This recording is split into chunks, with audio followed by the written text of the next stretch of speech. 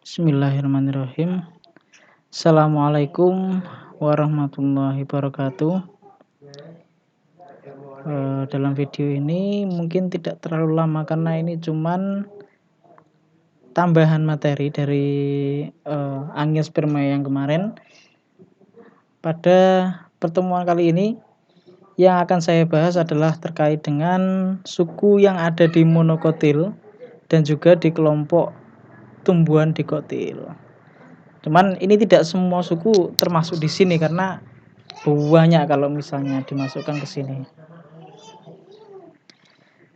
Nah, di suku monokotil ini diantaranya adalah suku palem-paleman atau palmae. Kemudian ada suku rumput-rumputan atau graminae. Kemudian juga ada suku pisang-pisangan atau musaceae. Ada suku jahe-jahenan zingiberaceae dan suku anggrek-anggekan atau orchidaceae. Nah, disebut seperti itu karena kalau misalnya yang palem-paleman itu seluruh anggota dari suku tersebut atau famili tersebut itu memiliki bentuk atau ciri-ciri yang hampir mirip dengan palem sehingga disebutnya adalah sebagai palem-paleman meskipun dia bukan palem karena dia mirip, memiliki morfologi, misalnya daunnya mirip, kemudian batangnya mirip, akarnya mirip, sehingga disebut juga sebagai palem-paleman, bukan palem tenanan. Nah, ada banyak yang mirip seperti palem. Nanti jelaskan. Nah, misalnya kayak rumput-rumputan ya, juga sama. Mereka punya ciri-ciri hampir sama, misalnya daunnya bentuk seperti pita dan lain-lain. Nah, disebut palem-paleman berarti bukan palemnya tenanan, bukan gitu. Palem-paleman artinya adalah seluruh suku dari Palmae ini mereka semuanya mirip seperti palem sehingga disebutnya adalah sebagai palem-paleman. Nah, begitu juga sampai ke anggrek-anggekan juga sama ya. Nih, yang pertama adalah suku palem-paleman tadi. Ciri-ciri dari tumbuhan ini, yang pertama dia merupakan tumbuhan yang berkayu, tidak bercabang jelas ya. Tumbuhnya hanya batangnya satu tok itu ke atas red kayak gitu tok. Kemudian berbatangnya tegak. Batang tegak. Kemudian daun menyirip atau berbentuk seperti kipas dengan pelepah daun. Nah, jadi setiap kelompok dari suku palem-paleman ini mereka punya pelepah. Ya, tahu pelepah ya. Pelepah itu tempat duduk daun ini yang dia menempel pada batang sehingga tangkainya ini melebar. Ya, paling gampang ya kalian lihat di kelapa itu. Di kelapa itu kalau kalian tarik ini ya, tarik daunnya ke bawah, maka ada yang namanya belugang ya, bahasa Jawanya itu belugang. Bagian bawahnya itulah yang disebut sebagai pelepah. Ya, pelepah pisang sama aja.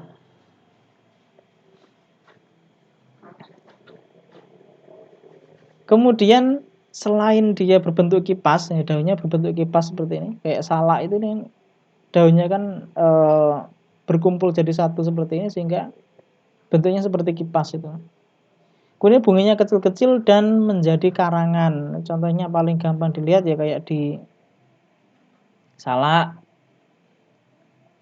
Pernah tahu nggak ya buah salak ketika masih berbunga? Kemudian di kelapa itu dia kan dalam bentuk karangan, manggar itu kan. Kalau nggak tahu, googling aja. Sekarang di Google sudah lengkap semua. Nah, contoh spesies dari kelompok suku palem-paleman ini diantaranya ada kelapa, kemudian sagu. Sagu atau enau harusnya sama aja. Enau itu adalah nama lain dari sagu. Nah, biasanya dimanfaatkan di bagian batangnya, bisa diambil sebagai bahan makanan sagu itu, dan kemudian bagian pelepahnya itu ketika dipotong seret itu kan bisa kemudian dideres airnya sehingga jadi air nira itu, ketika dimasak jadi gula abang, gula merah. Dan juga salak ini salah satu contoh juga dari suku palem-paleman. Sehingga kalau kalian perhatikan dari semua spesies contoh spesies dari suku palem-paleman ini mirip-mirip semua ciri-cirinya. Punya daun seperti kipas, kemudian dia punya pelepah yang nempel di batang, dan batangnya dia tidak bercabang dan tumbuh ke atas. Itu ciri-cirinya. Yang kedua adalah suku rumput-rumputan atau Graminae. Ini mulai dari yang kecil sampai yang paling gede, yaitu bambu gitu kan. Tumbuhan dengan batang silindris pipih atau persegi. Nah, jadi bisa silindris atau persegi, daunnya berbentuk pipa dan juga punya pelepah yang membungkus batang yang masih muda. Paling mudah kelihatan ya di tebu atau di jagung itu. Itu ada pelepah, tapi pelepahnya ini juga terbatas di bagian yang batangnya masih muda, artinya masih berada di atas. Nah, kalau semakin memanjang nanti pelepahnya itu akan lepas dan akan digantikan oleh daun-daun yang ada di atasnya lagi. Daun berbentuk pita ya, dengan tulang daun yang sejajar, jadi lurus kayak gitu, dan memiliki ini saya ulangi lagi itu ya, harusnya sudah. Nah, contoh spesies dari suku rumput-rumputan ini karena sebetulnya baik yang kecil, rumput kecil itu sampai rumput yang besar seperti bambu, mereka punya ciri-ciri yang sama, tetap sebagai rumput-rumputan. Mulai dari suket teki, suket gajah, padi itu juga merupakan suku rumput-rumputan juga sebetulnya. Atau disebut sebagai Graminae. Lanjut yang ketiga yaitu adalah suku pisang-pisangan, mirip seperti pisang, Musaceae. Kalau ada yang mungkin sering main ke alun-alun, nah itu ada tumbuhan yang ada di dekatnya pintu masuk yang sebelah timur, itu ada pohon pisang tapi bukan pisang yang berbuah yang bisa dimakan itu. Batangnya dia berwarna ungu dan bau besar biasanya batangnya. Dan pendek sekali batangnya itu, tapi besar. Nanti kalau main ke alun-alun bisa dilihat, itu juga bagian dari kelompok suku pisang-pisangan, mirip seperti pisang atau Musaceae. Nah, tumbuhan ini punya ciri yang pertama, batangnya ini semu. Jadi yang kalian lihat di batangnya itu yang memanjang sampai 1 atau 2 meter atau lebih, itu bukan batang sebetulnya, dia adalah batang semu. Nah, batang semu ini disusun dari pelepah daun. Pelepahnya ini bisa sangat panjang, atau kita sebutnya sebagai debok. Ngerti ya, bahasa Jawa ini debok. Nah, debok itu dia merupakan batang semu. Loh, batang aslinya di mana? Batang aslinya adalah yang di bawah itu. Bawahnya batang semu. Nah, yang dia bisa menumbuhkan tunas-tunas baru itulah yang disebut sebagai batang sejatinya dari tumbuhan pisang itu. Itu yang pertama, dia punya batang semu, kemudian daunnya lebar. Daunnya lebar, bunganya berbentuk karangan dan buahnya buah buni. Ini panjang kalau saya jelaskan. Ini salah satu bentuk buah. Ini namanya buah buni. Buah buni simpelnya adalah buah yang berdaging. Kemudian ini contohnya adalah pisang, ya, kebanyakan pisang itu Musa paradisiaca. Kemudian ada juga pisang kipas ini, macam-macam, banyak jenisnya pisang. Selanjutnya yang keempat adalah suku Jaya-Jayan atau Zingiberaceae.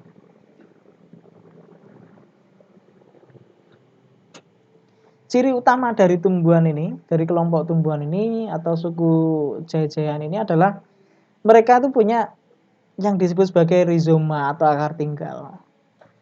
Nah, ini akar tinggal itu kalau misalnya kita sebutnya sebagai akar, jangan terkecoh karena sebetulnya itu adalah batang yang sejati.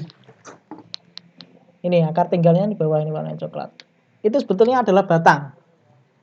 Batang yang kemudian bermodifikasi dan menjadi umbi untuk menyimpan cadangan makanan dan kemudian menjadi rizoma modifikasinya. atau akar tinggal itu kan. Nah, itu dia sebetulnya batang sejatinya. Nah, kemudian yang kita lihat yang dia memanjang ke atas itu mirip seperti pisang tadi kasusnya. Dia adalah merupakan batang semu juga. Daunnya memiliki pelepah yang membungkus batang. Nah, batang yang semu tentunya. Kalau yang batang sejatinya adalah rhizoma itu sendiri. Itu batang dari suku Zingiber, suku jahe-jahean. Nah, meskipun suku jahe-jahean ini disebutnya jahe-jahean, tapi ada contohnya lain, misalnya kunyit, kemudian lengkuas, kencur itu juga termasuk ke suku ini, sehingga ya mereka mirip semua. Kalau kalian perhatikan mereka punya rhizoma semua yang dijadikan rempah-rempahnya itu kan bagian batangnya itu. Oke, next. Ini yang terakhir dari contoh suku monokotil. Yaitu adalah suku anggrek-anggekan yang mereka mirip seperti anggrek. Nah, ini meskipun mirip anggrek, ada juga yang ternyata benalu yang mereka masuk ke dalam Orchidaceae. Ini banyak biasanya ditemukan di hutan. Daunnya mirip, dia kayak kaku atau tebal gitu, kemudian tapi bersifat parasit. Kalau anggrek ini dia sifatnya ada yang tumbuh di atas tanah, ada yang epifit. Epifit itu artinya adalah tumbuhannya menempel. Meskipun dia nempel misalnya di pohon mangga atau pohon beringin atau pohon apa, mereka bukanlah parasit tuh. Tahu bedanya ya? Parasit sama epifit. Kalau parasit itu mereka mengambil nutrisi dari pohon yang ditempatinya. Sedangkan kalau epifit dia cuma nempel. Jadi cuma cari tempat nempel dok. Cari tempat tinggal dok. Agar mendapatkan sinar matahari yang sesuai, kemudian mendapatkan tetesan air yang tepat kayak gitu. Itu tujuan mereka hidup menempel, adalah untuk mendapatkan tempat hidup yang cocok. Nah, kalau parasit biasanya mereka nggak bisa memproduksi makanan sendiri, sehingga harus mengambil makanan dari tempat mereka nempel itu. Misalnya contohnya benalu dan lain-lain. Itu yang pertama, mereka hidupnya ada yang di atas tanah, ada yang epifit. Pangkal batangnya membesar berbentuk umbi yang merupakan tempat menyimpan air. Nah, ini otomatis karena mereka tidak bisa, akarnya biasanya ketika masih muda tidak bisa sampai ke tanah, sehingga harus ada ini batang yang membesar yang untuk menyimpan air. Nah, biasanya juga di bagian akar dari tumbuhan anggrek-anggekan ini biasanya disertai dengan yang disebut sebagai velamen. Velamen itu adalah bagian atau modifikasi dari akar, sehingga akar ini bisa menyimpan air dalam jumlah yang cukup untuk tumbuhan itu dan dalam jangka waktu yang cukup. Sehingga meskipun tidak hujan, mereka tetap bisa hidup.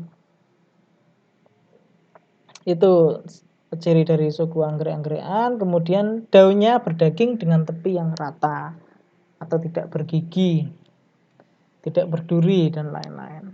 Contohnya adalah anggrek bulan, kemudian anggrek vanda, dan juga vanili. Ini contoh dari suku anggrek-anggekan atau Orchidaceae. Nah, selanjutnya adalah suku dari tumbuhan dikotil. Tadi kan monokotil. Yang sekarang berarti yang bijinya berkeping dua. Ada getah-getahan atau jarak-jarakan, Euphorbiaceae, kemudian suku terong-terongan, Solanaceae, ada suku jambu-jambuan, Myrtaceae, suku komposit, Compositae, dan suku kacang-kacangan, Papilionaceae, kemudian suku petai-petaian, Mimosaceae, suku johar-joharan atau juar-juaran, Caesalpinaceae, dan yang terakhir adalah suku kapas-kapasan atau Malvaceae. Yang pertama adalah suku getah-getahan atau jarak-jarakan, Euphorbia. Nah, ini yang paling gampang kita lihat adalah ya Euphorbia itu sendiri, bunga Euphorbia.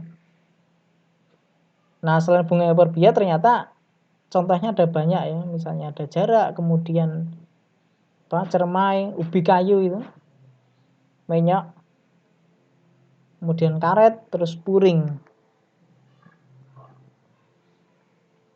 Nah, ciri dari suku ini mereka memiliki batang yang bergetah. Ini disebut sebagai suku getah-getahan. Sehingga ciri utamanya pasti adalah ketika dipotes batangnya itu, maka akan menetes getah atau dadak. Buahnya buah kendaga yang memiliki 3 ruang dan setiap ruang berisi sebuah biji kayak gini. Ya, ada 3 ruang, setiap ruangnya ada biji sehingga ada 3 biji. Dan setiap biji itu mereka berkeping 2. Jangan salah karena merupakan kelompok dari tumbuhan dikotil ya. Lanjut yang kedua adalah suku terong-terongan atau Solanaceae.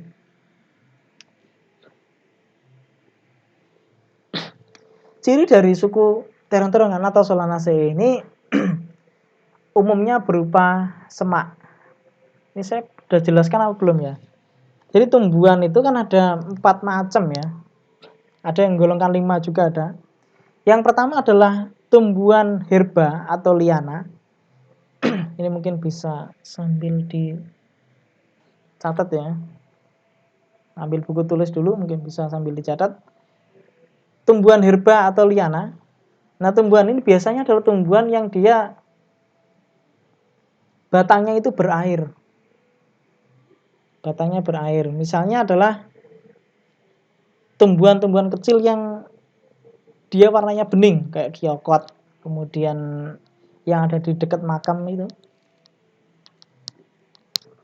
Biasanya tumbuhan yang bening itu adalah suku Piperaceae namanya. Itu satu suku sama sirih. Itu adalah merupakan contoh dari tumbuhan herba. Nah, kemudian setelah herba itu ada tumbuhan semak. Nah, ini tumbuhan semak ini contohnya adalah seperti terong, kemudian lombok itu. Dia tidak herba, juga tidak pohon. Jadi masih di tengah-tengahnya. Nah, kemudian yang ketiga, kelompok yang ketiga adalah namanya perdu. Tumbuhan perdu. Perdu ini seperti pohon tapi kecil.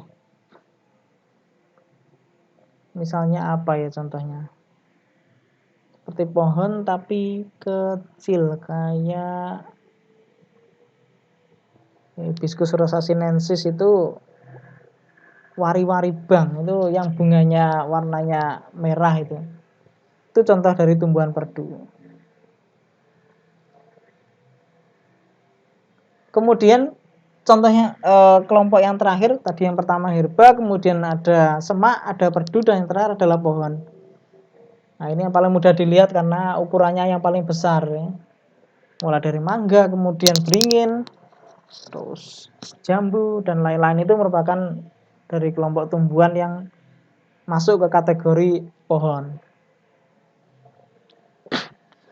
Nah, suku terong-terongan ini umumnya berbentuk semak, tapi beberapa ada juga yang perdu. Contohnya kalau kalian lihat tumbuhan cabai, itu dia sudah mirip seperti pohon tapi kecil. Nah, itu namanya adalah perdu bentuknya. Umumnya berupa semak tapi beberapa ada yang perdu. Kemudian bunganya itu berbentuk trompet atau bintang. Nah, kayak gini. Ada yang bentuk trompet, ada yang berbentuk bintang. Jumlah mahkota bunganya 5 dan saling melekat. Nah, benang sari 5, putiknya 1 tok di tengah. Contohnya kentang, kemudian terong, cabai, tomat, dan kawan-kawannya itu. Selanjutnya ada suku jambu-jambuan atau Myrtaceae. Nah, biasanya ini merupakan bentuk perdu atau pohon ya. Pohon kecil atau pohon yang besar. Nah, perdu itu kan tumbuhan kecil. Pohon yang kecil. Bunganya memiliki mahkota yang kecil dengan benang sari yang banyak. Bisa diperhatikan di sini.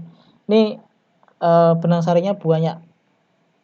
Tapi biasanya mahkotanya kecil berada di bawahnya. Saya hampir nggak kelihatan karena yang menjadi daya tarik dari bunganya adalah benang sarinya itu karena banyak. Letak daunnya biasanya berhadapan. Jadi di depannya daun itu ada daun lagi. Jadi kayak bergandeng-gandengan gitu daunnya. Buahnya buah buni atau yang berdaging. Contohnya jambu air, kemudian jambu biji, dan kawan-kawannya itu jambu-jambuan. Lanjutnya adalah suku komposit atau Compositae. Nah, ini agak unik karena bunganya ini merupakan bunga majemuk. Jadi ciri utama dari suku komposit ini adalah dia memiliki bunga yang majemuk. Dalam satu tangkai bunga ada lebih dari satu bunga tunggal. Jadi ada banyak bunga sebetulnya dalam satu bunga ini. Dalam satu bunga ada bunga yang lain. Nah, itu namanya adalah bunga majemuk. Contohnya adalah bunga matahari, kemudian dahlia, aster, dan bunga krisan. Itu suku komposit. Selanjutnya adalah suku Papilionaceae. Papilon itu artinya adalah kupu-kupu. Nah, disebut papilon atau kacang-kacangan ini adalah karena tumbuhan ini memiliki bunga yang berbentuk kupu-kupu. Nah, selain disebut sebagai Papilionaceae, nama lainnya juga disebut sebagai Fabaceae atau suku kacang-kacangan juga sama. Faba. Atau Leguminosae, ada 3 macam nama. Papilionaceae, Fabaceae atau Leguminosae. Itu suku kacang-kacangan sama. Contohnya adalah suku kacang tanah, spesies yang kacang tanah, kemudian kacang hijau, kedelai, kacang panjang, dan kacang buncis. Mereka punya 2 ciri utama, yaitu bunganya itu berbentuk seperti kupu-kupu, dan yang kedua bunganya dan buahnya adalah polong. Suku polong-polongan atau suku kacang-kacangan sama aja nyebutnya. Selanjutnya adalah suku petai-petaian atau Mimosaceae. Nah, suku petai-petaian ini mulai dari yang kecil, yaitu adalah Mimosa pudica atau putri malu, sampai yang besar seperti lamtoro, sengon, dan petai Cina. Merupakan perdu atau pohon. Nah, perdu itu kayak misalnya di putri malu itu, dan pohon seperti lamtoro dan kawan-kawan, dan buahnya buah polong dan akan pecah bila dimasak. Kayak gini. Itu suku petai-petaian atau Mimosaceae.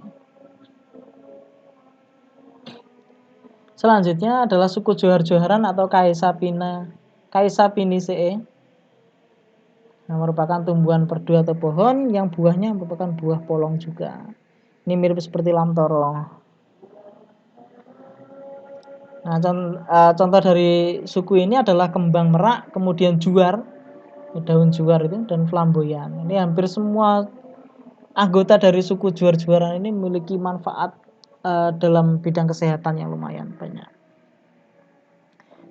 Pohon juar ini misalnya, dia bermanfaat untuk menyembuhkan gatal. Jadi kalau misalnya mengalami gatal di bagian kulit itu, daunnya ini bisa diambil kemudian direbus, dan airnya hasil rebusan itu bisa dipakai untuk mandi.